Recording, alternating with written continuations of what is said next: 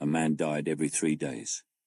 That's the calculation historians whisper when they study the construction ledgers of Mafra, not the official records. Those say nothing.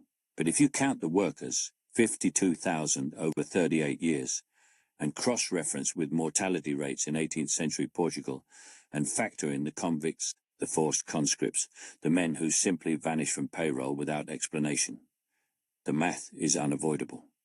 1 death every 72 hours. For a palace, for a promise to God. The Palace of Mafra rises from the Portuguese countryside like a stone rebuke to humility. 1,200 rooms, 4,700 doors and windows. A basilica crowned with 6 organs. A library holding 36,000 books bound in leather. It is arguably the most ambitious Baroque monument ever built. It is also a mass grave with marble floors. King John V ordered its construction in 1717, and he was 28 years old. He had just received news that his wife, Maria Anna of Austria, was pregnant with their first child. The doctors weren't certain she would survive the birth. Royal pregnancies killed queens. John made a vow.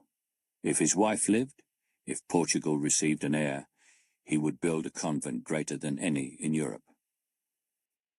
His wife survived. John kept his promise. But the monument he built wasn't just about gratitude.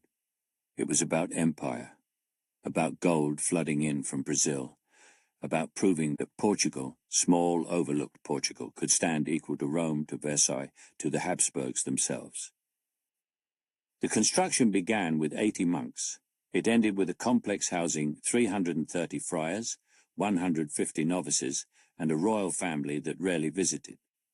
Between those years, the project consumed everything. Entire forests were stripped for scaffolding.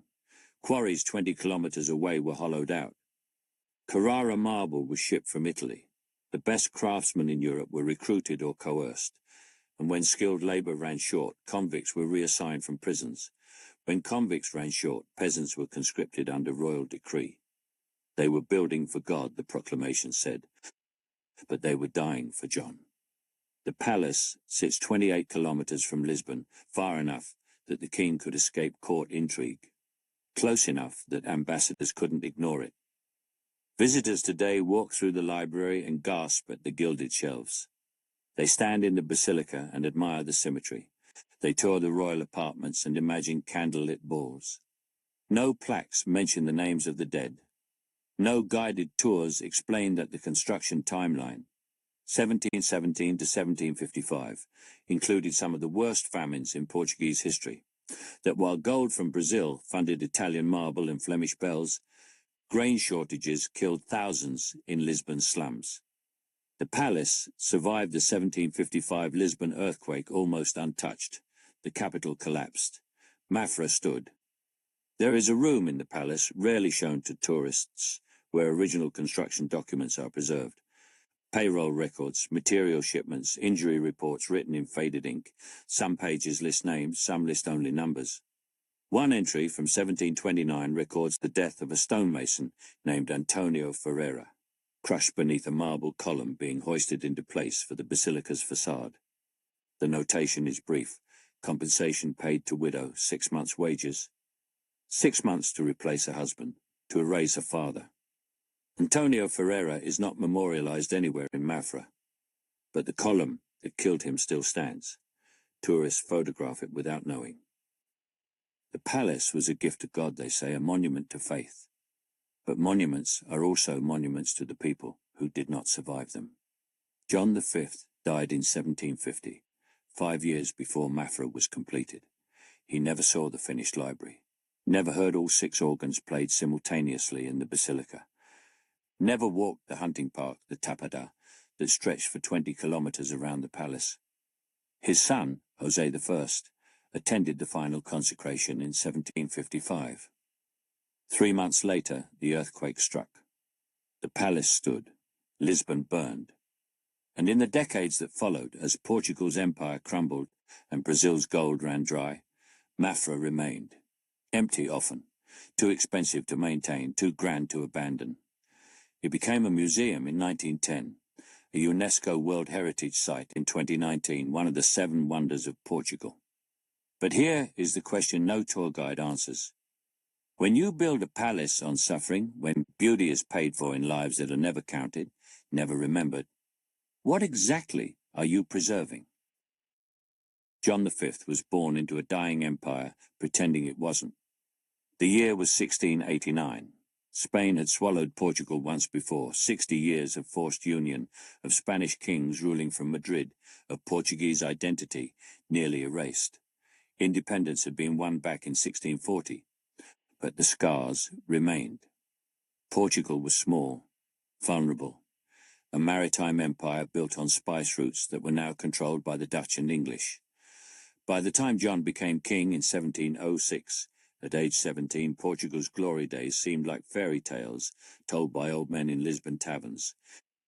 Then Brazil found gold. Not little gold, not a mine or two. An apocalypse of gold. The discovery began in 1693 in the interior region called Minas Gerais, General Mines. Prospectors stumbled onto riverbeds lined with nuggets the size of fists. Word spread.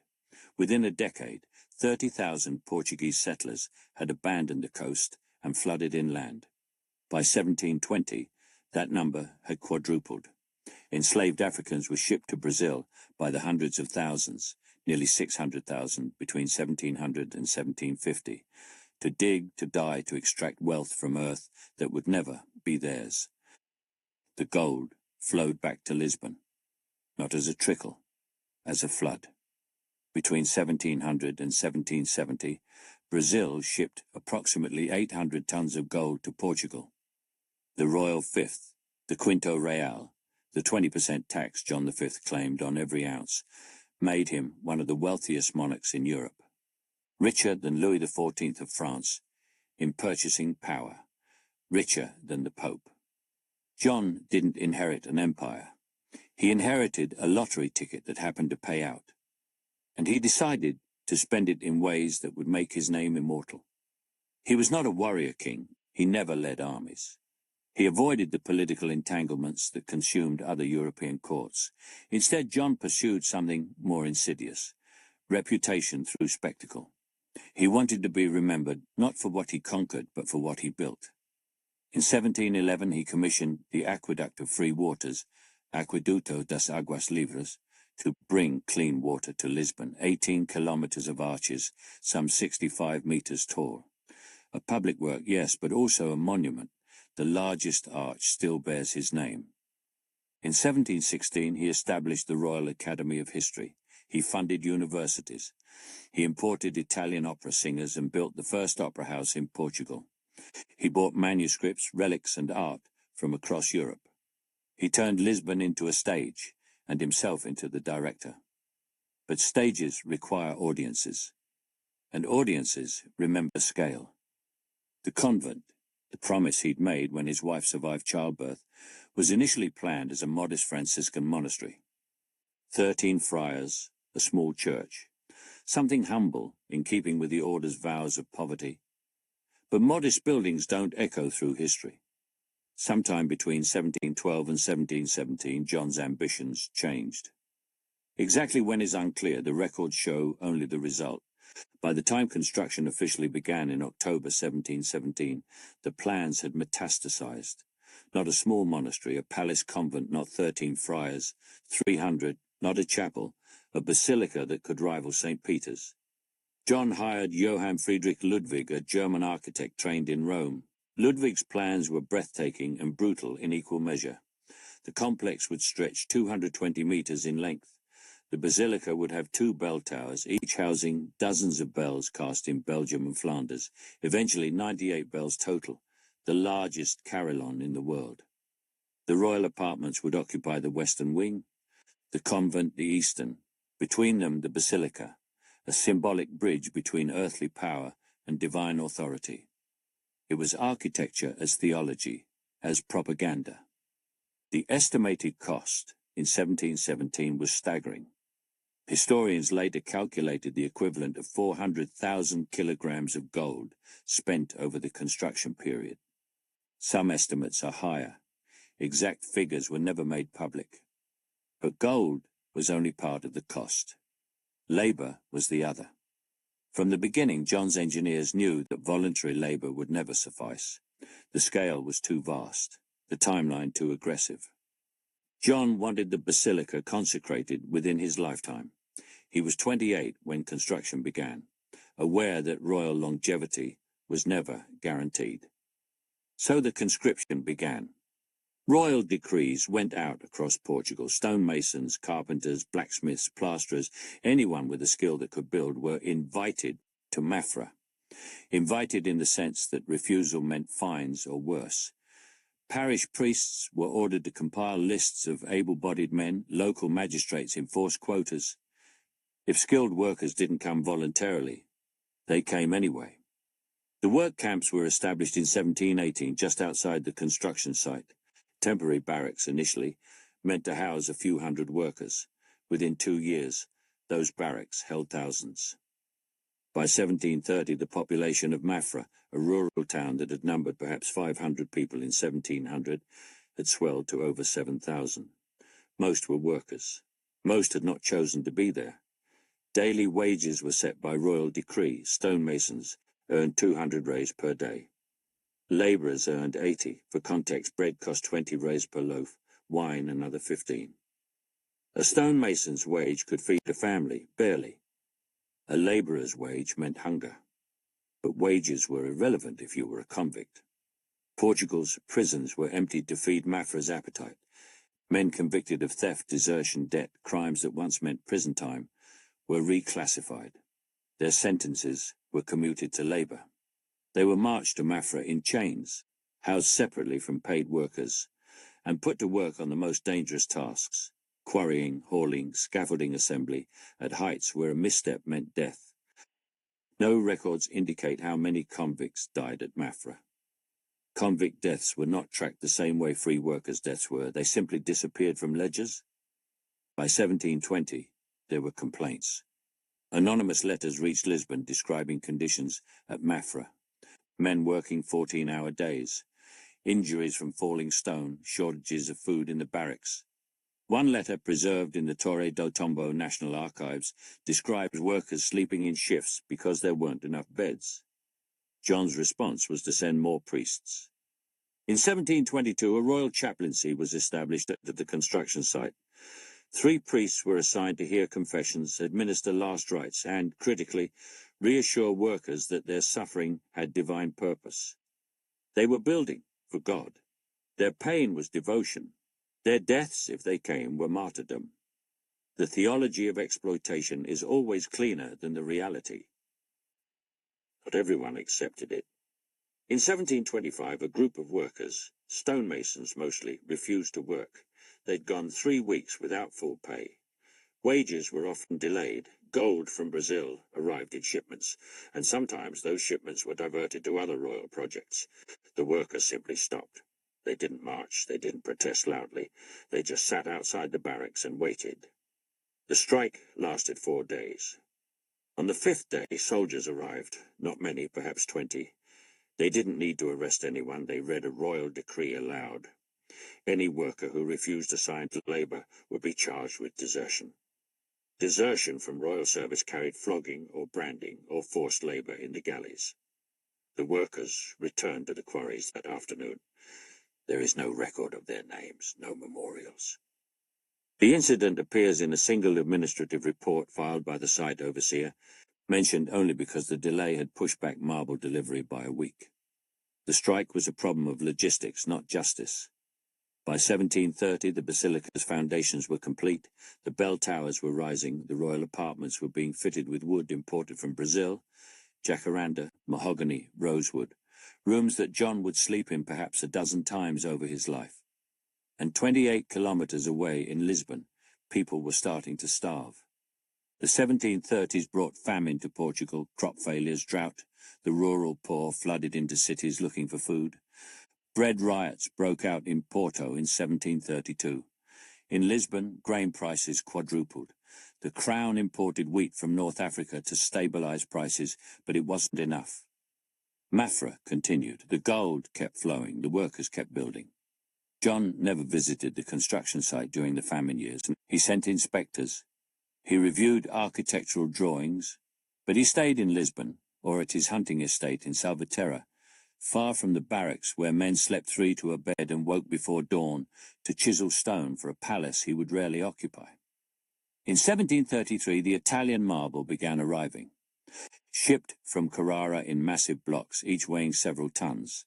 Hauling them from the port to Mafra required teams of oxen and dozens of men. Moving a single block could take a week. Positioning it, lifting it with pulleys and wooden cranes to heights of 20-30 meters, was when accidents happened. A marble column doesn't fall quietly. The first recorded death from falling marble occurred in June 1734. A labourer named Sebastião Lopes was crushed when a pulley rope snapped. The block fell 15 meters. Witnesses said the sound echoed across the valley. Lopes was 19 years old. He'd been conscripted from Coimbra 8 months earlier. His family was notified by letter. No compensation is recorded. The column was rehoisted the next day. By 1740, Mafra employed over 15,000 workers simultaneously. The logistics alone were staggering: food, water, tools, medical care such as it was, housing, waste management. The site had become a city dedicated entirely to constructing a monument to one man's promise. But cities require order, and order in John's Portugal meant hierarchy enforced by fear. Foremen were given authority to flog workers for tardiness or shoddy work. Minor infractions, talking back, refusing an order, could mean loss of wages for a week. Serious infractions meant imprisonment or transfer to galley duty, or simply expulsion from the site with no pay for weeks of labour already completed. The system worked because workers had no alternative. Leaving Mafra without permission was desertion, and desertion again meant punishment that could destroy a life. So they stayed. They carved stone and hauled marble, and assembled scaffolding and bled and broke bones and sometimes died because the alternative was worse. And above it all, literally, as the basilica rose floor by floor, the monument grew. Beautiful, symmetrical, eternal. John visited Mafra for the first time in 1742. He stayed 3 days. He attended Mass in the unfinished basilica, admired the marble work and toured the royal apartments. He reportedly wept at the beauty of what his gold had built. He did not tour the barracks. He did not meet the workers. He did not visit the cemetery where the dead were buried in unmarked graves. He returned to Lisbon and commissioned 6 more organs for the basilica, imported from Italy. Each one cost more than a stonemason would earn in a lifetime. The palace was 2/3 complete. The cost in gold had already exceeded original estimates by 40%. But no one was counting the other cost yet, the one written in bodies, not budgets. That reckoning was still ahead, in the records that would be filed quietly, in the names that would never be recorded, in the silence that would settle over Mafra once the construction finally stopped and the workers were sent away, and all that remained was stone and gold and the ghosts of men who built beauty they would never own.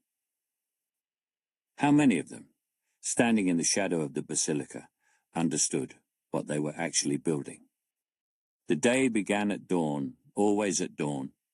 A bell rang across the workers' barracks at 5 a.m. Earlier in summer, when daylight came sooner, men rose from straw mattresses, 3 or 4, to a room barely large enough for one. They dressed in the same clothes they'd worn for weeks. Water for washing was rationed. Breakfast, when it came, was bread and watered wine, sometimes fish, often nothing. By 6 a.m. they were walking to their assignments. The quarries were the worst. 20 kilometers from Mafra, in the hills near Pero Pinheiro, men extracted the stone that would become the palace. Leo's limestone, a pale, fine-grained rock that took detail beautifully and didn't crack easily under Portuguese weather. Perfect for sculpture, for columns, for the 1,000 architectural flourishes João Friedrich Ludwig's designs demanded. But Leo's had to be cut from deep in the earth. Workers descended into pits 30 meters deep. They worked with hand chisels and iron wedges, splitting stone along natural seams. When a block was freed, some weighing 2,000 kilograms or more, It had to be hauled to the surface using rope and wooden pulleys. Teams of men pulled in coordinated rhythm. If one man slipped, if one rope frayed, the block fell. Falling stone doesn't distinguish between skilled workers and conscripts. In 1726, a collapse at the Pero Pinheiro quarry killed 7 men in a single afternoon. A supporting wall gave way. Tons of limestone buried the crew working the lower level. It took 2 days to recover the bodies. 3 of the dead were convicts. 4 were stonemasons from northern Portugal, conscripted under royal decree. Their families were notified by letter, months later. Compensation varied based on status. Free workers' families received 6 months of wages. Convicts' families received nothing. The quarry reopened within a week. Antonio Ferreira arrived at Mafra in the spring of 1724. He was 32 years old, a stonemason from Évora in the south. He'd learned the trade from his father, who'd learned it from his father. 3 generations of men who worked stone, who understood grain and fracture, who could look at a block of marble and see the statue hidden inside. Antonio didn't volunteer for Mafra. He was conscripted. The royal decree arrived at his workshop in February 1724. He had 2 weeks to settle his affairs and report to the construction site. His wife, Catarina, was pregnant with their 3rd child. His 2 sons, Miguel, age 8, and João, age 5, were just old enough to understand their father was leaving. He promised he'd return when the work was done, perhaps in 2 years, perhaps 3. He didn't know the project would take another 31 years to complete. Antonio's initial assignment was at the quarries. Skilled stonemasons were needed to assess stone quality before blocks were cut. A bad assessment meant wasted labor, hundreds of hours cutting a block that would crack during transport or installation. Antonio had the eye for it. He could tap limestone with a small hammer and hear whether the stone was sound. He spent 8 months at Pero Pinheiro. He wrote letters home when he could afford the courier fee. 3 times in those 8 months. The letters were short. He told Catarina he was well. He told his sons to obey their mother. He didn't mention the hours, the cold, the way his hands cramped so badly some mornings he couldn't hold a chisel. He didn't mention the deaths. You didn't write those things to a wife already worried. In January 1725, Antonio was transferred to the main construction site. The basilica's foundations were being laid and skilled carvers were needed for decorative work. He was assigned to a team cutting column capitals, the ornate tops of pillars carved with acanthus leaves and cherubs, and the Portuguese royal coat of arms. It was precision work, dignified work, the kind of work his father would have been proud to see. Antonio lived in the barracks with 200 other workers. The building was 2 stories, wooden, with a roof that leaked when it rained. Men slept in shifts during winter. The quarters were too cold at night, so workers rotated between sleeping and warming themselves near the communal fires outside. Food was distributed twice daily, morning bread, evening stew. The stew was mostly cabbage and beans, sometimes with salted cod, rarely with meat. Men who worked at the quarries or hauling marble got slightly larger portions. The heavy labor demanded it. Carvers like Antonio got standard rations. It wasn't enough. It was never enough. Workers supplemented their diets however they could. Some foraged in the surrounding hills for mushrooms, wild greens, rabbit if they could trap one. Some bought extra food from local farmers, though prices around Mafra had skyrocketed. Merchants knew the workers were desperate. A loaf of bread that cost 20 reis in Lisbon cost 35 in Mafra. Men saved what little they could from their wages to send home. Antonio sent money to Catarina 4 times in 1725. Not much, 50 reis here, 80 there. Enough to buy grain, enough so his sons wouldn't starve. But hunger was only part of the cost. The injuries came from everywhere. Scaffolding collapsed when wood rotted or was assembled poorly. Stone blocks shifted during lifting and crushed hands, legs, entire bodies. Chisels slipped, saws kicked back. Men fell from heights, off ladders, off roofs, off the basilica's rising walls. The construction site had no safety regulations, no harnesses, no required rest periods. If you were too tired to work safely, you worked unsafely. Infirmary existed, staffed by 2 barber surgeons and a priest. The surgeons could set bones, stitch wounds, and amputate limbs when infection set in. The priest administered last rites. That was the extent of medical care. If you couldn't work, you didn't get paid. If you couldn't work for more than 2 weeks, you were sent home, released from service, with whatever wages you were owed minus deductions for housing and food you'd consumed while injured. Many men chose to work through injuries that should have been disabling. Broken fingers bound with splints, gashes wrapped in dirty cloth. Fevers ignored until they became deadly. The alternative was destitution. In the royal apartments, meanwhile, construction proceeded at a different pace. The king's chambers were being fitted with materials that had travelled farther than most of the workers ever would. Jacaranda wood from Brazil for the bed frames, silk from China for the wall coverings, Venetian glass for the mirrors, Carrara marble for the floors, imported from Italy at enormous expense because Portuguese marble, apparently, wasn't white enough. Each room in the royal wing was a catalogue of empire. Every material a spoil, every surface proof that Portuguese ships still controlled enough of the world to fill a palace with its wealth. The workers who installed these luxuries, the carpenters who fitted the jacaranda, the masons who laid the marble, earned the same 200 reis per day, whether they were shaping Portuguese Leos or Italian Carrara. The contrast was impossible to miss. Men slept on straw and installed silk. They ate cabbage stew and carved dining halls designed for banquets of roasted meats and imported wine. They bled cutting marble for floors they would never walk on, in rooms they would never enter, except as labourers. The palace was a machine that consumed poverty and produced grandeur. And the machine ran on silence. Workers were forbidden from speaking to visiting dignitaries. When royal inspectors toured the site, officials sent by John V to assess progress, workers were instructed to continue their tasks without acknowledging the visitor's presence. You were part of the scenery. Living tools, your labour was visible. You were not. Questions were discouraged. Complaints were punished. In 1727, a group of workers petitioned the site overseer for better food rations. They'd prepared a written request signed by 40 men, a remarkably brave act, given the risks. The petition was polite. It cited the heavy labour, the long hours, the fact that nearby farms were selling grain to the construction administration at inflated prices. The overseer read the petition, then he read the names aloud one by one. Every man who'd signed was docked 2 weeks' wages for insubordination. 3 of the organisers were transferred to the Quarries. The petition itself was filed away and forgotten. The message was clear. You build what you're told to build. You accept what you're given. And you do it silently. Antonio understood this. Most workers did. You kept your head down. You did your work. You survived. But survival had its own costs. By 1728, Antonio had been at Mafra for 4 years. He'd received 2 letters from Caterina in that time. The first told him their 3rd child. A daughter named Maria had been born healthy.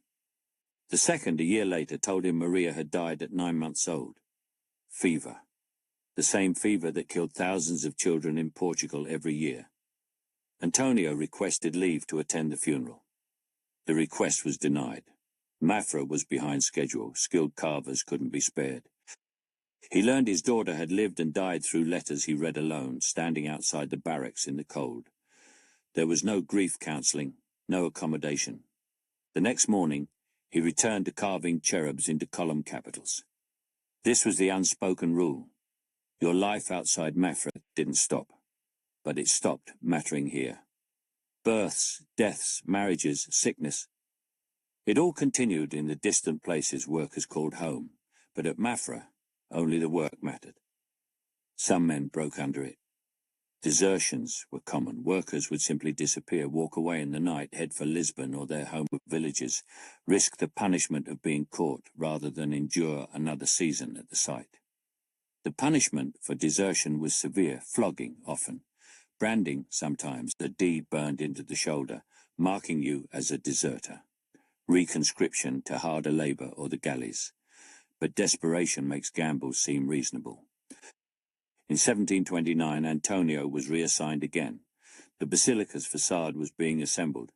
Massive marble columns, each one 8 meters tall, weighing several tons, were being hoisted into position using wooden cranes and dozens of workers pulling ropes in coordinated teams. It was prestigious work. The facade would be the first thing visitors saw. Every column had to be perfect, every join invisible. It was also the most dangerous work at Mafra.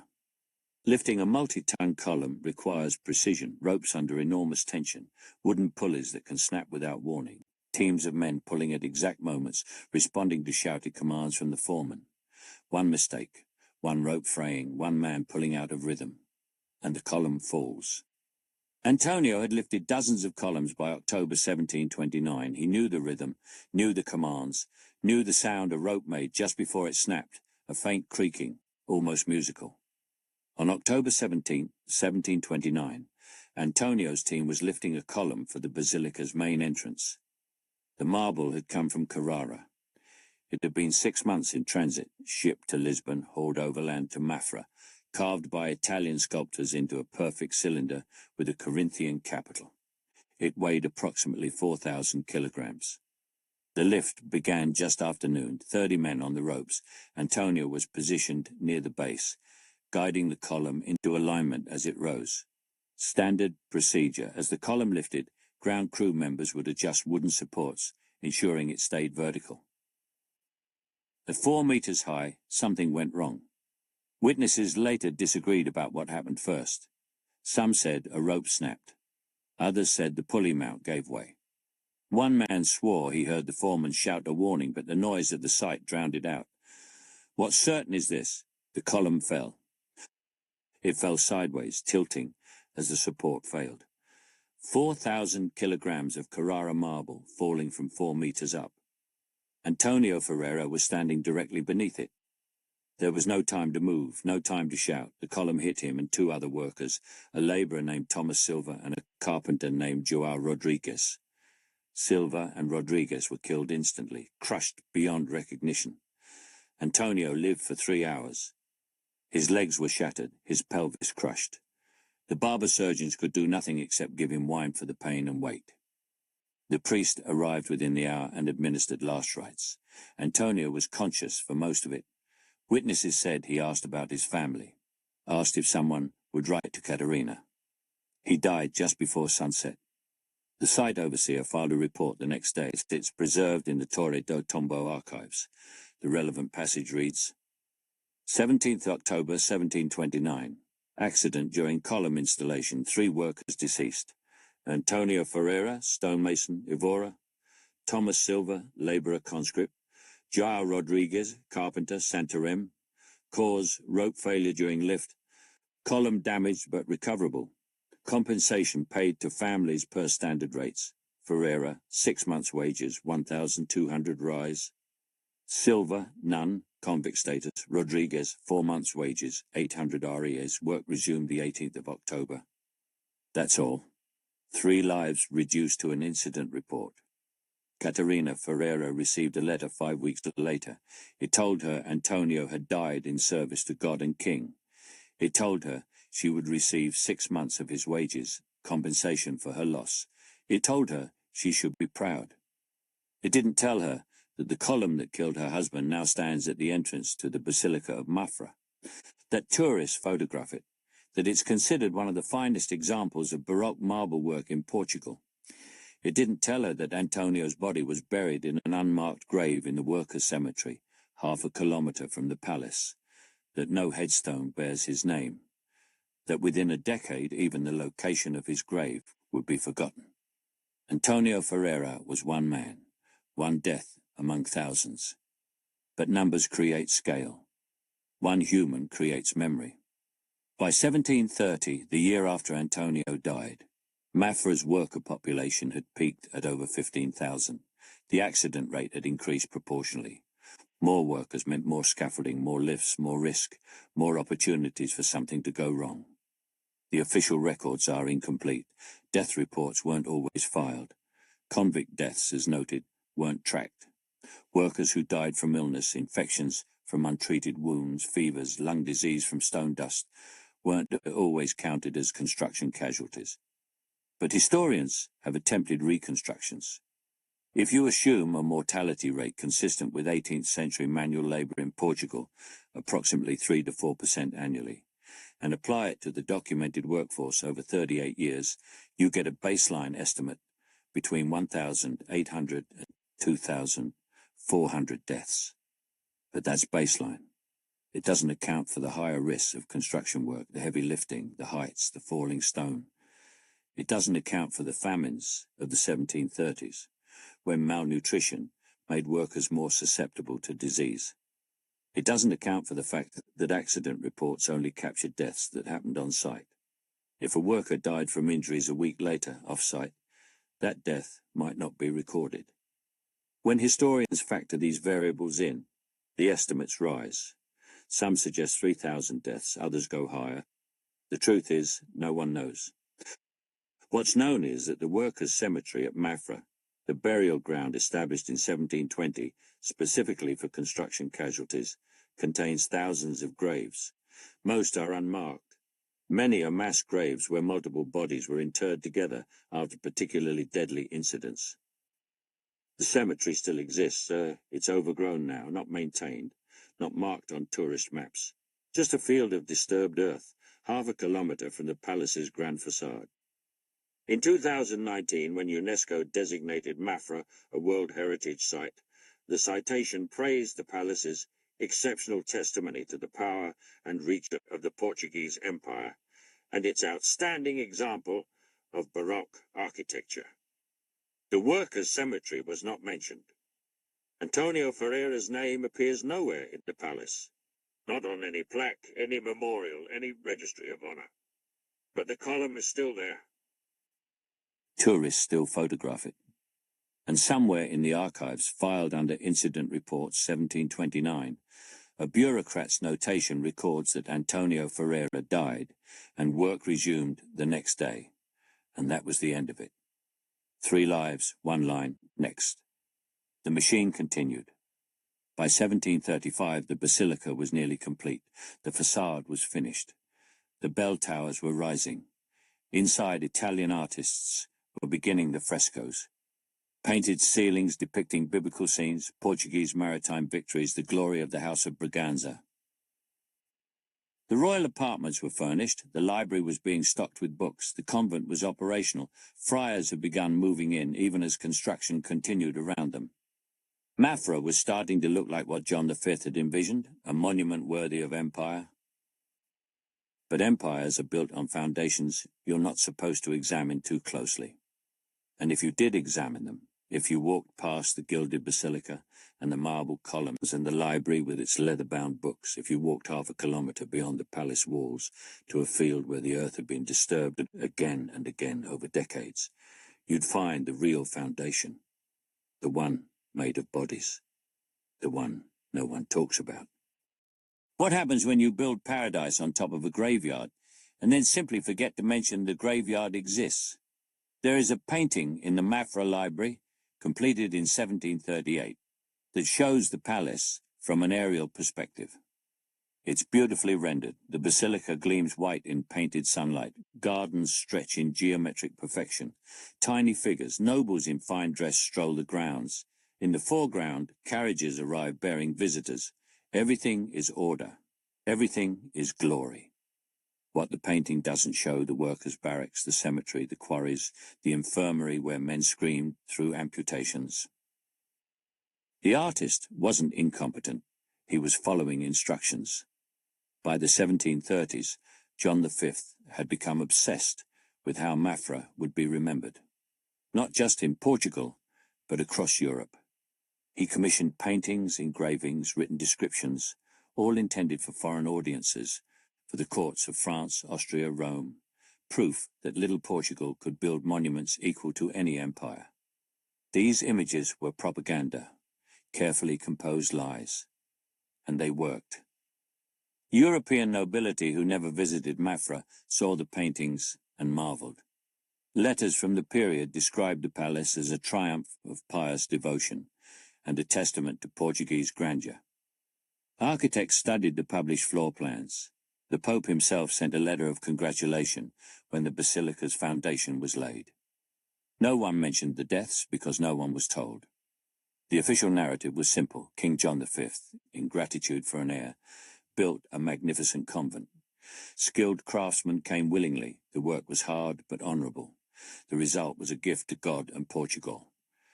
This narrative appears in every contemporary account approved for publication, in church sermons, in royal proclamations, in the histories written by court chroniclers. It was a lie by omission, the most effective kind. What actually happened at Mafra between 1717 and 1755 was systematically erased from public record, often in real time. Start with the wage records. In the Torre do Tombo archives, there are hundreds of payroll ledgers from the Mafra construction. These are administrative documents not meant for public consumption, and they tell a different story than the propaganda paintings. Workers' wages were frequently delayed, sometimes by weeks, sometimes by months. The ledgers show notations like payment postponed, awaiting gold shipment from Brazil, or wages held pending resolution of work quality dispute.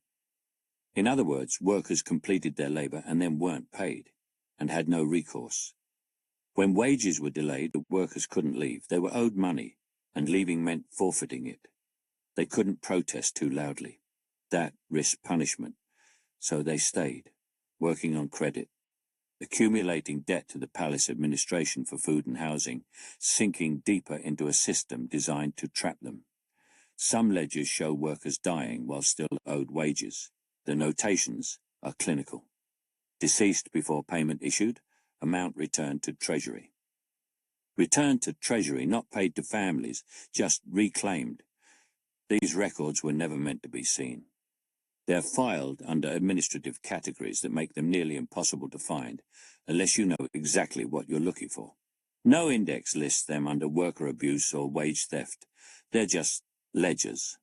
Boring bureaucratic documents that happen to document systematic exploitation. Then there are the letters. Between 1725 and 1740, at least a dozen letters from workers or their families reached the royal court, pleading for intervention. These letters, also in the Torre do Tombo, describe conditions at Mafra in stark terms. One letter, dated 1731, from a widow in Porto. My husband Manuel Cardoso was taken to Mafra 3 years past on royal order. We received 2 letters from him in the first year. Then silence. I wrote to the overseer asking after him, no reply. I sent my eldest son to Mafra to inquire. He was turned away at the gates. I beg your majesty's mercy. Is my husband alive? Is he dead? I have 4 children and no means to feed them. If he lives, I ask for his return. If he is dead, I ask to be told, so I may mourn and move forward. The reply followed with the letter. Case reviewed. Manuel Cardoso listed as deceased. February 1729. Family notification sent at time of death. No further action required. But there's a problem. The widow's letter is dated March 1731, 2 years after her husband allegedly died. If notification was sent in 1729, why is she writing in 1731 saying she never heard? Either the notification was never sent, or it was sent and never arrived, and no one cared enough to verify. Manuel Cardoso's widow is never named in the file. Her 4 children are never named. They simply vanish from the record after this exchange. There are 11 other letters like this. Families asking about missing workers. Most receive no reply at all. The few that do get responses are told variations of the same thing. Your inquiry has been noted. No further action required. These letters were filed and forgotten. They weren't destroyed. That would create its own kind of evidence. They were simply buried in archives where no one would look under categories like petitions, miscellaneous, or correspondence general. And they stayed buried for 250 years. But the most damning documents are the ones that do exist and shouldn't. In 1734, a royal inspector was sent to Mafra to investigate rumours of worker unrest. His name was Gaspar de Brito e Melo, a minor court official with no particular loyalty to the project. He spent 2 weeks at the site. interviewed workers, toured the facilities, and filed a report. The report is remarkable. De Brito describes barracks unfit for animals, much less men. He notes that the infirmary has 2 surgeons for a population of 12,000, a ratio that guarantees suffering. He documents wage delays, food shortages, and workers so exhausted they fall asleep standing. Most significantly, he estimates deaths. His report states, "By my accounting, based on burial records shown to me by the site chaplain, approximately 380 men have died at this site in the past year alone. This does not include men who died after being sent home due to injury or illness. If this rate has held constant since construction began in 1717, we may reasonably estimate total deaths in the thousands. 380 deaths in 1 year. De Brito's report concludes with recommendations: increase food rations, improve housing, hire more medical staff, implement mandatory rest days, establish an independent audit of wage payments. The report was filed on April 12, 1734. On April 30, 1734, Gaspar de Brito e Melo was relieved of his position and reassigned to a minor administrative post in Bragança, in the far north of Portugal, essentially exile. He never worked on royal projects again.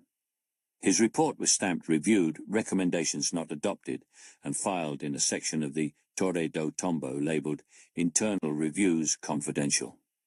It remained there, unread, until a historian stumbled across it in 1998.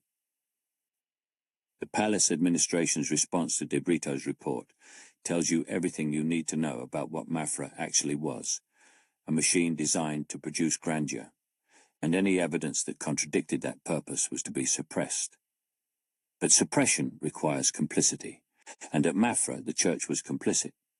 The Franciscan order, the very order that would eventually occupy the convent, provided the priests who worked at the construction site. These priests had 2 roles: minister to the workers' spiritual needs and legitimize their suffering. Sermons preached at Mafra followed a consistent theme. Suffering is redemptive. Your labor is prayer.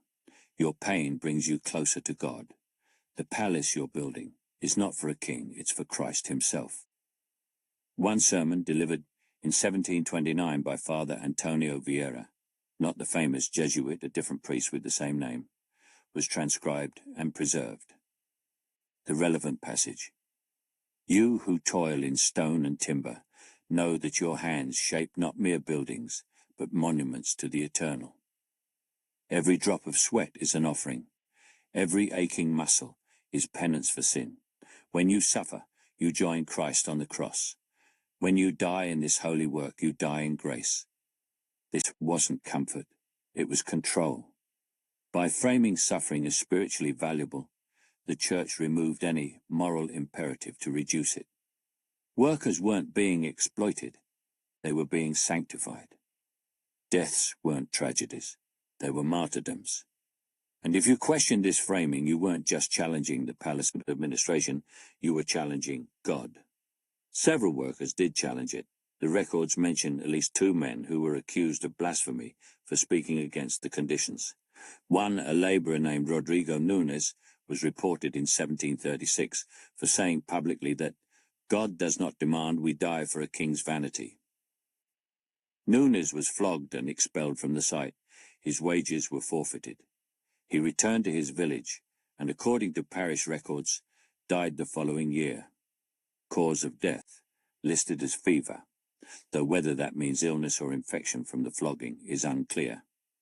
The church's role went beyond sermons. Priests controlled the burial records. They decided what got written down when someone died and what got reported to families. If a worker died of obvious neglect, starvation, untreated infection, exhaustion, the cause of death might be listed simply as fever or natural causes. If they died in an accident that reflected poorly on safety conditions, the report might omit details. The priest had discretion. And priests, remember, were appointed by the crown and the church hierarchy. Their loyalty wasn't to the workers, it was to the institution. There is one exception. One priest who broke ranks. Father Sebastião Lopes, no relation to the worker who died in 1734, served as a chaplain at Mafra from 1738 to 1741. Unlike the others, he kept a personal diary. He never intended it for publication. It was private notes, observations, confessions to paper. The diary was discovered in 2003 in a Franciscan monastery in Coimbra. Lopes had died in 1768 and his belongings had been stored and forgotten for over 2 centuries. His entries about Mafra are devastating. June 1739. Another man crushed today beneath fallen stone. I gave him last rites. He asked me if God truly wanted this palace. I told him yes, as I have been instructed. But in my heart I wonder, if God requires such monuments, why must they be built on so much death? August 17 to 39. The barracks flood with every heavy rain. Men sleep in wet straw. I see coughs that will become consumption. I asked the overseer for repairs. He told me the dormitories are temporary. They have been temporary for 20 years. March 1740. A boy, he cannot have been more than 15, died today of infection. His hand was crushed 2 weeks ago. The surgeon said it must be amputated. He refused, fearing he'd never work again. The infection spread. I sat with him as he died. He wept for his mother. I told him he was going to heaven. I hope I did not lie. November 1740. I am told I speak too freely with the workers, that I give them false hope by suggesting their conditions might improve. I was warned to remember my purpose here. My purpose, they say, is to keep the workers docile, to ensure they die quietly. I am a shepherd, but I am shepherding lambs to slaughter. Lopes requested reassignment in early 1741. His request was granted. He never spoke publicly about what he witnessed at Mafra, but he wrote it down. And 262 years later, someone found it. These are the secrets, not the spectacular ones, no hidden massacre, no single dramatic cover-up, just the systematic bureaucratic erasure of suffering, deaths that were never counted, wages that were stolen, families that were ignored, workers who were used until they broke, and then discarded, and then forgotten. And all of it justified. All of it framed as necessary, honourable, godly. Meanwhile, the palace rose, beautiful, symmetrical, holy. By 1740, European visitors were beginning to tour Mafra, dignitaries, architects, wealthy nobles on grand tours. They were shown the basilica, the library, the royal apartments. They marvelled at the scale, the craftsmanship, the opulence. They were not shown the barracks. They were not told about the cemetery. They were given carefully curated tours that presented Mafra as a triumph of faith and engineering. And they believed it. Why wouldn't they? The evidence of suffering had been carefully hidden. The workers themselves had been instructed not to speak to visitors. The priests preached sermons about divine purpose. The paintings showed paradise. One visitor, an Austrian count named Leopold von Starrenberg, wrote in his travel diary, 1743, "The Palace of Mafra is surely among the greatest achievements of our age. To witness such grandeur rising from Portuguese soil is to witness the hand of Providence itself. One must admire King John's devotion. To build such a monument to God shows a piety rare among modern monarchs." Providence, devotion, piety. Not one word about the men who actually built it, because the Count was never told they existed.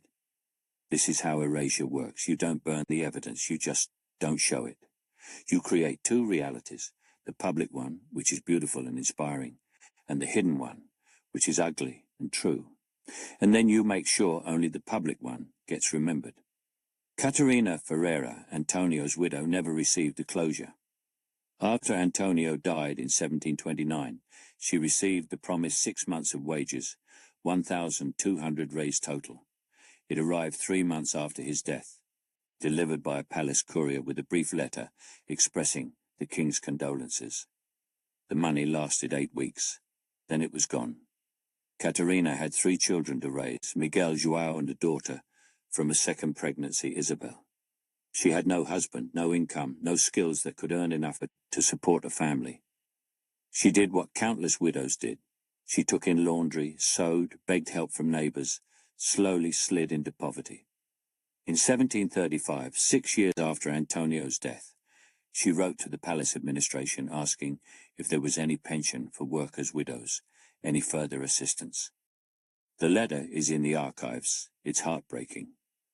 I do not ask for charity, but for justice. My husband died building a palace for God and King. His children should not starve for his service. I have sold everything of value. I work every hour I can. Still, it is not enough. If there is any mercy in the crown, I ask it be shown to his children, who bear no fault for their father's death. The reply: compensation has been paid in accordance with policy.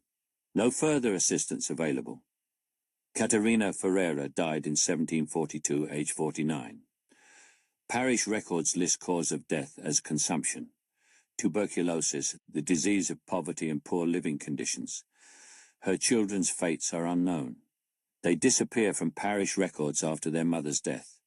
Either they moved or they died, or the records were lost. Antonio Ferreira built a palace that still stands. His wife and children vanished into history's silence. That's what Mafra is. It's not just a palace. It's a monument to selective memory. In 1751, King John V suffered a stroke. He had been in declining health for years, decades of excess, of obesity, of the physical toll that comes from a life of absolute power and zero restraint. The stroke left him partially paralyzed, unable to speak clearly. He lived another 9 months, trapped in a body that had betrayed him, surrounded by luxury he could no longer enjoy. During those months, he was sometimes carried to Mafra. Accounts say he wept when he saw the unfinished basilica. Whether from joy at its beauty or grief at his own mortality, no one recorded. John V died on July 31st, 1750. He was 60 years old. He had reigned for 44 years. His obituaries, published across Europe, praised his piety, his patronage of the arts, his architectural legacy. Mafra was mentioned in every one, described as his masterpiece, his gift to God, his immortal achievement. Not one obituary mentioned how many men died building it, because by 1750, that information had already been erased. The final consecration of the basilica took place on October 22nd, 1755. John's son, King Jose I, attended. Bishops, nobles, foreign dignitaries, a grand ceremony. The 6 Italian organs played simultaneously. A sound so overwhelming witnesses said it felt like the voice of God himself. It was the triumph John V had envisioned 38 years earlier. 3 weeks later, on November 1st, 1755, the great Lisbon earthquake struck. 9 o'clock in the morning. All Saints' Day, churches packed with worshippers. The quake lasted 3.5 minutes. It was one of the most powerful earthquakes in recorded history, estimated at magnitude 8.5 to 9.0. Lisbon collapsed. Buildings that had stood for centuries crumbled in seconds. Fires erupted. A tsunami struck the harbor. Between 30,000 and 60,000 people died. Exact numbers were never determined. Entire neighborhoods were wiped from existence. Mafra, 28 kilometers away, barely trembled. The palace stood, not a crack in the marble, not a collapsed wall, not a broken window. While Lisbon burned, Mafra endured, untouched, perfect. Some saw it as proof of God's favor, that the palace had been built with such devotion it was divinely protected. Others saw something different, because here's what's true: the same stone that crushed Antonio Ferreira, the same marble that required Manuel Cardoso to die far from home, the same walls built with the labor of 15,000 men who were never thanked and barely paid. Those walls stood firm while the capital crumbled. The palace built on suffering survived. The city that housed the poor and the workers and the families of the dead burned. And in the aftermath, as Portugal struggled to rebuild, as resources were diverted to reconstruction, as the empire began its slow collapse toward irrelevance, Mafra remained. Empty often, too expensive to maintain, too grand to abandon, a monument to power that had already peaked and begun its inevitable decline, but also a monument to forgetting, because by the time the earthquake struck, the workers who built Mafra were already being erased from its story. The barracks had been torn down, the cemetery left unmaintained, the wage ledgers filed away, the letters from widows buried in archives. Mafra was becoming what John V always wanted it to be. Not a record of what actually happened, but a symbol of what he wanted people to believe. Devotion, grandeur, glory. All true in their way. Just not the whole truth.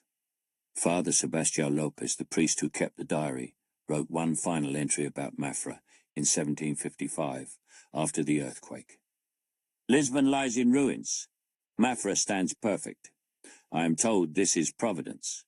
But I think of the men who died building those walls, and I wonder, if God protected the palace, why did he not protect them? Or is the protection of stone more important than the protection of souls? I do not know. I am not wise enough to know. I only know that we remember buildings, and we forget the people who built them. And this seems to me a great and terrible sin. Lopez died in 1768. His diary was locked away unread. The palace continued, perfect, eternal. When you erase the cost, all that remains is the monument, and the monument becomes a lie you can tour for the price of admission. The last worker left Mafra in January 1756. His name is not recorded. He was likely one of the finishing crew, men who stayed after the consecration to complete minor details, install remaining furnishings, polish marble that had been scuffed during construction. When he walked away from the palace for the final time, he left behind 38 years of labor compressed into stone. The barracks where he'd slept were already being dismantled, the workshops emptied, the enormous infrastructure that had housed 15,000 workers at its peak was being erased, piece by piece, as if it had never existed. Within 2 years, no physical evidence remained that the construction camp had ever occupied the grounds around Mafra.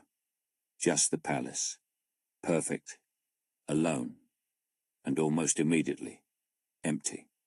King Jose I visited Mafra exactly 4 times during his 27-year reign, 4 times, to a palace his father had bankrupted the kingdom to build.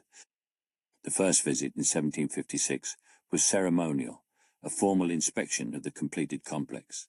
Jose toured the library, attended mass in the basilica, slept one night in the royal apartments. He left the next morning and didn't return for 3 years. The problem was simple. Mafra was magnificent, but it wasn't practical. It was too far from Lisbon to serve as a regular residence, a full day's carriage ride on poor roads. It was too large to heat in winter. Even with dozens of fireplaces, the vast stone halls remained freezing. It was too expensive to maintain. The basilica alone required a permanent staff of cleaners. The library needed constant care to prevent mold. The hundreds of rooms needed furniture and upkeep. And Jose I had more pressing concerns than maintaining his father's monument. Portugal was collapsing. The earthquake had been only the beginning. Reconstruction of Lisbon consumed resources. The Marquis of Pombal, Jose's chief minister, was modernizing the kingdom, reforming education, expelling the Jesuits, attempting to drag Portugal into the Enlightenment, whether the nobility liked it or not. But the deeper problem was Brazil. The gold was running out. Peak production from Minas Gerais had occurred in the 1750s. By the 1760s, the mines were yielding half what they had a decade earlier. By the 1770s, they were nearly exhausted. The fortune that had paid for Mafra, 800 tons of gold over 70 years, had been extracted from mountains that were now hollow. Portugal's economy, built on the assumption that Brazilian gold would flow forever, began to contract. Jose I tried to compensate. He promoted new industries, reformed taxes, attempted to reduce dependence on imported goods, but it wasn't enough. The empire that John V had showcased through marble and silk was revealing itself to be far more fragile than anyone wanted to admit. And Mafra, that monument to infinite wealth, became an embarrassment. Not publicly, officially it was still praised as a masterwork, a jewel of Portuguese culture. But privately among the nobility, it was understood. Mafra was a relic, a beautiful, expensive relic that served no real purpose. The Franciscan friars who occupied the convent found themselves living in rooms designed for 300 residents, but housing barely 180. Recruitment to the order had declined. Fewer young men wanted to live in monastic isolation far from cities, in a palace that felt more like a museum than a monastery. The friars maintained the basilica. They prayed in the choir stalls John V had imported from Brazil. They read in the library, surrounded by 36,000 books, many of which no one would ever open. They lived quiet lives in a monument to noise and ambition. The royal apartments, meanwhile, sat empty most of the year. Furniture was kept covered with cloth. Mirrors were draped. The jacaranda beds, the silk wall coverings, the Venetian glass, all preserved, all unused. Servants came monthly to air out the rooms, sweep for dust, check for water damage. It was a house kept ready for a family that almost never came. José's children never lived at Mafra. They were raised in Lisbon, at the Ajuda Palace, and later at Quarries. Mafra was where you went for ceremonies, not childhood, not life. In 1777, José I died. His daughter, Maria I, became queen.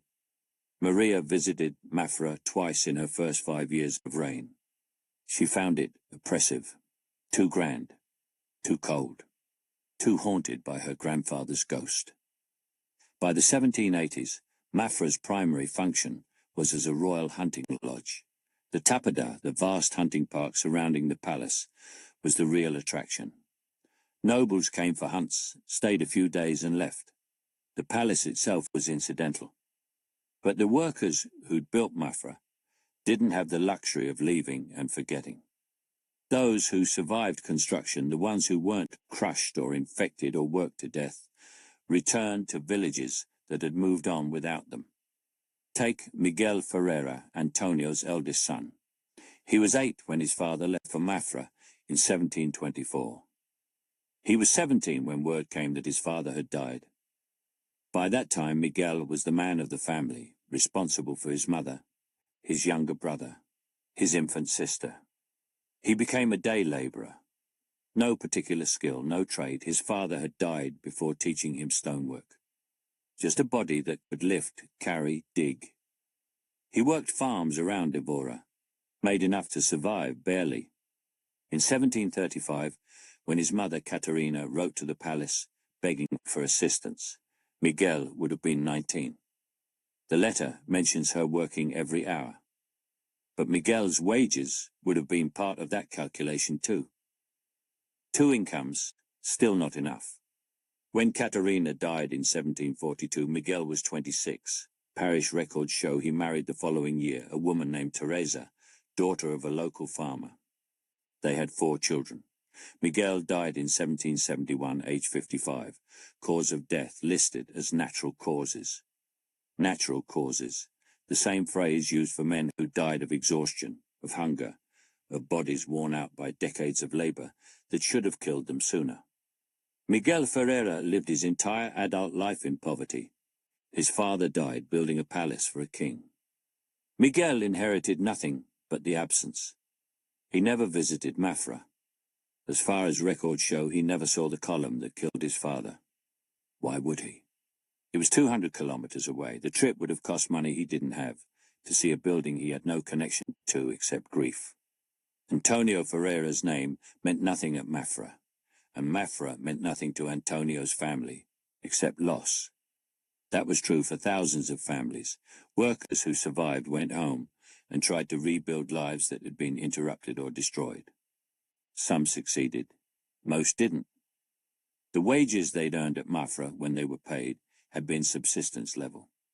There was no savings to return home with, no pension, no compensation beyond what had been legally required, which was almost nothing. They went back to being poor. They'd been poor before Mafra. They were poor after. The only difference was that some of them now had scars, or missing fingers, or lungs damaged by stone dust, or memories of friends crushed by marble. The palace didn't care. Palaces don't care. They stand and endure and outlive everyone. By 1800, Mafra had been completed for 45 years. An entire generation had been born, lived, and died since the last stone was laid. The palace was already becoming what it would remain, a curiosity, a monument to a bygone era of Portuguese power. Napoleon's armies invaded Portugal in 1807. The royal family fled to Brazil, taking most of the crown jewels and important artworks, anything portable and valuable. They left Mafra behind, too big to loot efficiently, too far from strategic positions to matter militarily. French soldiers occupied the palace briefly. They stabled horses in some of the rooms. Graffiti from the occupation still exists, French names carved into woodwork in the servants' quarters. But they didn't destroy it. When the French left in 1811, Mafra stood much as it had before, scarred but intact. The royal family returned to Portugal in 1821. They didn't return to Mafra. By the 1830s, with the liberal wars tearing Portugal apart, Mafra's status became uncertain. Religious orders were being suppressed. Monastic properties were being seized by the state. The Franciscans at Mafra numbered fewer than 100 now, old men mostly, clinging to a way of life that was ending. In 1834, the monastery was officially dissolved. The remaining friars were pensioned off and dispersed. The convent wing, 330 rooms designed to house a community, emptied overnight. The palace became property of the Portuguese state, and the state immediately had no idea what to do with it. It was too expensive to maintain as a royal residence, too large to repurpose, too historically significant to demolish or sell. So it sat, preserved but barely. A skeleton staff kept the worst decay at bay. Roofs were patched when they leaked, broken windows were replaced, but the palace was no longer alive. It was in suspended animation. Visitors came occasionally, scholars, artists, the curious. They walked through echoing halls and marveled at the scale. They saw the library, still full of books no one read. The basilica, still magnificent but silent except for the footsteps of tourists. What they didn't see, didn't ask about, was the cost. Because by the mid-19th century, everyone who'd worked on Mafra was dead. Every worker, every overseer, every priest who'd preached suffering as devotion. Even the children of workers, Miguel Ferreira's generation, were mostly gone. Living memory of construction had vanished. What remained was the official history. John V's pious gift, a masterwork of Baroque architecture, Portugal's greatest monument. The suffering had been successfully erased. In 1889, King Carlos I briefly considered making Mafra a permanent royal residence. He visited, toured the apartments, commissioned some modernizations, installing gas lighting in certain wings, updating plumbing in the private quarters. Then he calculated the cost of full restoration and maintenance. The estimate was staggering, more than the crown could afford in an era when Portugal's empire was crumbling further, when colonies were becoming expensive burdens rather than profitable assets. Carlos abandoned the plan. Mafra remained a monument you visited, not a palace you lived in. In 1910, the Portuguese monarchy fell. King Manuel II fled to England, Portugal became a republic, and Mafra officially became a national monument, preserved by law, maintained by the state, open more widely to the public. It had taken 193 years, but the palace finally became what Antonio Ferreira never could have imagined when he was crushed beneath a marble column, a museum, a place people came to see wealth from a safe distance, to admire beauty without understanding its cost. The cemetery where Antonio was buried, that field half a kilometre from the palace, had by then been abandoned for decades. The wooden markers that once identified graves had rotted away. The ground had settled. Grass had grown over the disturbed earth. By 1910, no one remembered exactly where the cemetery was. It was just somewhere near the palace, a field like any other. In the 1920s, that field was partially developed. Houses were built. A road was paved through it. If you walk through the town of Mafra today, you're almost certainly walking over the graves of men who built the palace. You just don't know which steps land on Antonio Ferreira's bones and which don't. The town doesn't know either. There's no marker, no memorial, No archaeological survey has ever been commissioned to locate the cemetery precisely. It's easier not to know. During World War II, Portugal remained neutral. Mafra was used briefly as a storage facility. Artworks from Lisbon museums were moved there for safekeeping, hidden in the vast rooms far from potential bombing targets. The palace protected art that had been created centuries after its own construction. It served, finally, a purpose: preservation of beauty that wasn't its own. After the war, Mafra returned to quiet obscurity. Tourists came in small numbers. Scholars studied the architecture, the library, the organs. The Portuguese state maintained the building as a point of national pride, but a fading one. This was the pattern for decades: enough maintenance to prevent collapse, enough access to justify its existence, but no real vision for what Mafra meant beyond impressive old building. The Carnation Revolution of 1974 changed Portugal's government, but not Mafra's status. It remained a monument, slightly better funded under the new democratic regime, but still fundamentally the same. A memorial to power that no longer existed. Then, slowly, tourism increased.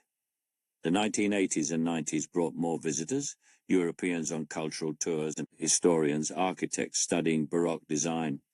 The library, in particular, became famous. That long hall with gilded shelves, light streaming through windows, 36,000 books arranged in perfect rows. Photographs of the library appeared in coffee table books, travel magazines, postcards. It became one of the most photographed rooms in Portugal. No one photographed the field where the workers were buried. No one asked where it was. In 2007, the Portuguese government began a major restoration project: structural repairs, cleaning of the facade, conservation of the frescoes, digital cataloguing of the library collection. The project cost millions of euros and took over a decade. It was funded partially by the EU, partially by Portuguese cultural budgets. The goal was to restore Mafra to its original glory, to make it look as close as possible to how it appeared in 1755, when the construction ended. Original glory, as if glory were ever the point. The restoration was meticulous. Conservators studied paint samples to match original colors. Artisans replicated damaged woodwork using the same techniques from the 18th century. Missing books were tracked down or replaced with period-appropriate copies. It was beautiful work, respectful work, work that honored the palace as an artistic achievement. But at no point did anyone ask, should we also memorialize the workers? Should we acknowledge the cost? Should we do something about the unmarked cemetery? Those questions weren't part of the restoration brief. The goal was to preserve the monument, not complicate its story. In 2019, UNESCO designated Mafra a World Heritage Site.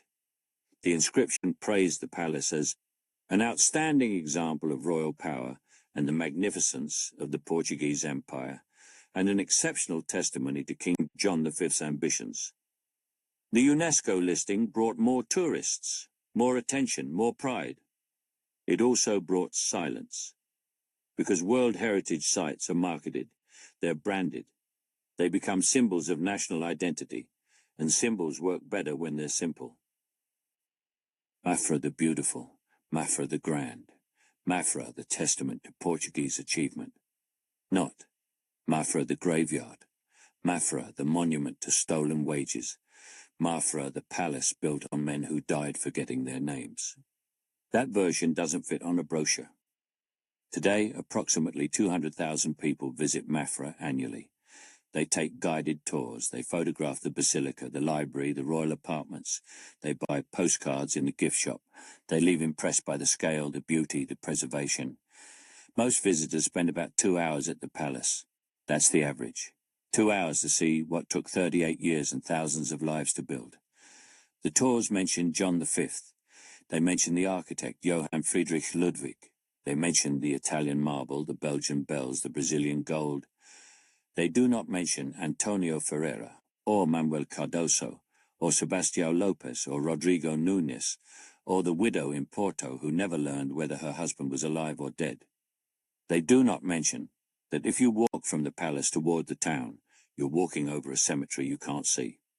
They do not mention that the palace you're admiring was built by men who would never be allowed inside except to work, to bleed, to die. The tours don't mention these things because the tours don't know, or perhaps because knowing will change what you're looking at. And no one wants to see a monument differently once they've decided it's beautiful. In 2024, just last year, the Palace of Mafra celebrated its 269th anniversary since consecration. There was a small ceremony, speeches about Portuguese heritage, a special mass in the basilica. The field where Antonio Ferreira is buried received no ceremony. It wasn't even mentioned. Because by now, the erasure is complete. The palace stands, the workers are forgotten. And the story told is the story John V wanted told, that faith and wealth can build paradise. What it leaves out is that paradise has foundations, and foundations have costs, and costs are measured in lives that no one counted. The palace is eternal, the workers are dust, and we call this preservation. The question from the beginning was this: when you build a palace on suffering, when beauty is paid for in lives that are never counted, never remembered, what exactly are you preserving? Here's the answer, incomplete and unsatisfying as it is. We're preserving the lie that it was worth it. Not consciously, not maliciously, but we preserve Mafra's marble and ignore its graves, and in doing so, we endorse a calculation that the palace matters more than the men who built it. This isn't unique to Portugal. This is how monuments work everywhere. Consider the parallels. Andrew Carnegie built libraries across America, over 2,500 of them, gifts to communities, temples of learning and public good, beautiful buildings, genuinely useful, still operating today. He funded them with steel profits extracted from workers at Homestead, where the 1892 strike was broken with hired Pinkertons and the Pennsylvania National Guard. 10 people died in the violence, dozens more were injured, workers were blacklisted, their families impoverished. Carnegie's libraries still bear his name in bronze letters. The dead workers at Homestead have a small memorial erected by a labor union in 1941 that most people have never heard of. John D. Rockefeller donated $540 million to philanthropic causes, universities, medical research, the Rockefeller Foundation. His money funded breakthroughs in public health that saved millions of lives. He made that money through Standard Oil, a monopoly built on ruthless anti-competitive practices and labor conditions in refineries that killed and maimed workers regularly. Explosions, chemical exposure, injuries that left men unable to work with no compensation. Rockefeller is remembered as a philanthropist. The refinery workers are statistics. The pattern is consistent. Build wealth through exploitation, then use that wealth to create beauty, or do good and wait. Wait long enough, and people remember the beauty. The exploitation fades into footnotes. Mafra follows the same logic but with a theological twist. John V didn't build libraries or fund hospitals. He built a monument to God. And somehow, that makes it harder to criticize, because questioning Mafra means questioning faith. And questioning faith feels dangerous in ways questioning Carnegie doesn't. But the faith was John's, not the workers'. The workers didn't choose to sacrifice themselves for God's glory. They were forced, conscripted, trapped by wages they couldn't refuse, and a system designed to prevent escape. Antonio Ferreira didn't die in devotion. He died because a rope snapped while he was lifting marble for a king who never asked his name. There's no redemption in that, just waste. And yet the palace is magnificent, objectively, undeniably magnificent. The library is one of the most beautiful rooms in Europe. The basilica's acoustics are extraordinary. The symmetry of the facade is mathematically perfect. Scholars study Mafra and learn genuine truths about Baroque architecture, about 18th century craftsmanship, about the limits of human ambition. The palace has value, real value, cultural, historical, artistic. Does that value justify the cost? This is the question UNESCO doesn't ask, the question tour guides don't raise, the question that hangs over every monument built on suffering. If you could go back to 1717 and tell John V, you can build this palace, but it will require 3,000 deaths, would he still build it? Would God want it built? We can't know. John V is dust. God doesn't answer surveys. What we know is that the palace exists, that deaths happened, and now in 2026 we stand at a crossroads. We can continue telling the story as it's been told.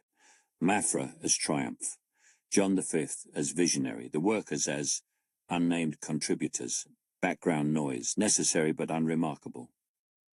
Or we can tell the full truth, the uncomfortable truth. That beauty doesn't erase blood, that grandeur doesn't justify graves, that when you tour Mafra and marvel at the marble, you're walking through a crime scene that was never investigated. Some argue this is too harsh, that we can't judge the past by modern standards, that 18th century Portugal operated under different moral frameworks.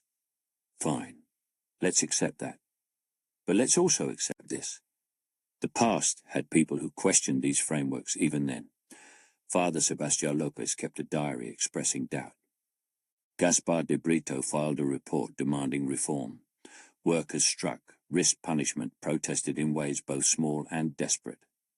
The evidence that Mafra was built on suffering wasn't uncovered by modern historians. It was documented by people who lived through it and said, this is wrong. They were ignored, silenced, erased. And that erasure continues today. Not through active suppression, the archives are open, the documents available to anyone who looks, but through passive neglect. The UNESCO World Heritage designation doesn't mention worker deaths. The official Mafra website describes construction as a monumental undertaking, without elaborating on who undertook it or what it cost them. The guided tours speak of thousands of workers in the abstract, never naming one, never showing where they're buried. This isn't lying, it's omission, strategic forgetting. And it works because we want it to work, because complicated truths are exhausting and simple beauty is comforting. And most people visit Mafra to be awed, not troubled. That's human, understandable. It's also how injustice becomes invisible. In 2019, the same year UNESCO declared Mafra a World Heritage Site. A Portuguese historian named Dr. Helena Souza published a paper titled The Hidden Cost of Baroque Monuments, Labor Exploitation at Mafra, 1717 a 1755. It's an academic paper, dense, peer-reviewed, published in a journal most people will never read. Dr. Souza estimated 2,800 to 3,400 construction-related deaths over 38 years. She cited wage theft, unsafe conditions, forced labor, and the systematic erasure of worker names from official records. She called for a memorial. The paper won a history prize. It was cited by other academics, and then nothing. No memorial was commissioned. No plaque was added. The tours didn't change. Mafra continued exactly as before, beautiful and amnesiac. Because memorializing the dead workers would require admitting what Mafra actually is. Not just a palace, but a tomb. And tombs don't get UNESCO designations.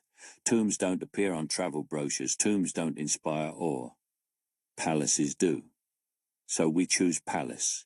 We choose the story that lets us keep admiring the marble without thinking about the blood beneath it. This is the deal we've made with history.